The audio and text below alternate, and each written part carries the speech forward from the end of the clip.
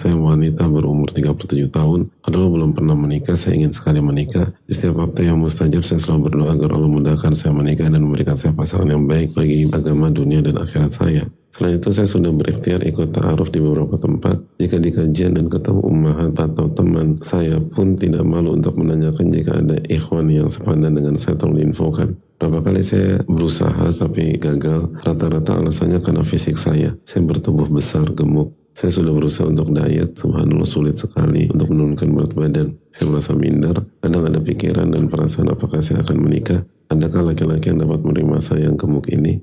Terakhir saya berproses dengan laki-laki, mempersyaratkan saya harus kurus dulu agar dinikahi dia. Bagaimana itu? Saya jujur hati saya sakit sekali setiap saya ditolak karena fisik. Kalau nasihat Ustaz, jazakallahu barakallahu fikum. Lalu pertanyaannya, adakah laki-laki yang dapat menerima saya yang gemuk ini? Bilanglah ya. Tapi yang ingin kita diskusikan ini, mindset, adakah pasangan yang dapat menerima saya, itu poinnya. Kalau kita pakai pola pikir ingin diterima, kita akan gampang kecewa nanti. Akhirnya nanti kita akan jadi penuntut. Penuntut gak akan bahagia. Karena pernikahan gak mudah. Tapi kalau kita punya mentalitas, aku ingin memberi, aku ingin melakukan sesuatu, aku ingin memberikan support, aku ingin menjadi bagian, maka orang-orang seperti itu secara sunnatullah itu yang berhasil. Jadi actionnya dari kita dulu gitu loh. Dan kita lakukan karena semata-mata mencari ridha Allah Subhanahu wa ta'ala. Tapi kan kita butuh untuk diterima, iya. Tapi jangan salah, kebutuhan itu bukan hanya diterima. Memberi itu kebutuhan, bergerak itu kebutuhan, action itu tuh kebutuhan. Kalau kita hidup nggak pakai action atau nggak pakai perbuatan, bisa berantakan hidup kita. Lalu di setiap hal, kita diperintahkan oleh Allah Subhanahu wa ta'ala untuk memberikan hak setiap pihak, termasuk diri kita. Fa inna li nafsika 'alaika haqqun, dirimu itu punya hak. Lalu yang kedua, kalau Allah kasih sesuatu, Allah kan minta kita untuk menjaganya. Dan salah satu yang Allah kasih ke kita itu tubuh. Maka kita diperintahkan untuk memberikan hak tubuh dan menjaga tubuh sehingga bisa maksimal digunakan dalam ketaatan. Jadi kita lakukan ini bukan untuk menikah semata. Kita lakukan ini dalam rangka menunaikan hak tubuh kita dan menjaga pemberian Allah dan mensyukuri pemberian Allah.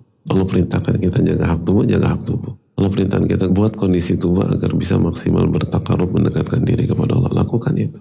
Nabi SAW sampai mengatakan, saya tidur dan saya sholat malam. Mengkritik orang yang gak mau tidur, hanya mau sholat terus. Salah satu hikmahnya, karena itu kan ngerusak tubuh dia. Nah, memberikan hak tubuh itu, konsep dalam Islam itu bainal ifrat wa tafrid. Tidak boleh berlebihan dan tidak boleh kurang. Nah, kalau kita bicara tentang fisik, maka domainnya atau kapasitasnya bidang kesehatan. Nah, lihatlah tubuh yang sehat itu seperti apa.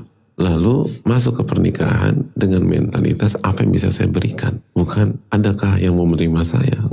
Karena kalau saya bisa memberikan sesuatu karena Allah, Allah lihat itu, Allah akan mudahkan. Allah yang akan atur semua itu. Ikhfadillah ikhfadillah. Jika Anda jaga Allah, Allah akan jaga Anda. Allah akan kasih sosok yang benar-benar menjaga hak itu kan. Kama tadi nutudan. Sebagaimana Anda bersikap, Anda akan diberikan hal yang sama. Ketika kita masuk dengan mentalitas, apa yang bisa saya berikan? Insya Allah Allah akan kasih pasangan yang punya mentalitas yang sama. Apa yang dia bisa berikan. Tapi kalau mentalitas kita, adakah yang mau menerima saya? Saya harus diterima. Saya berhak untuk diterima. Gimana kalau buat kita bertemu dengan jodoh yang punya mentalitas sama? Akhirnya ribut suami istri. Karena sama-sama ingin diterima dan semua egonya dipenuhi.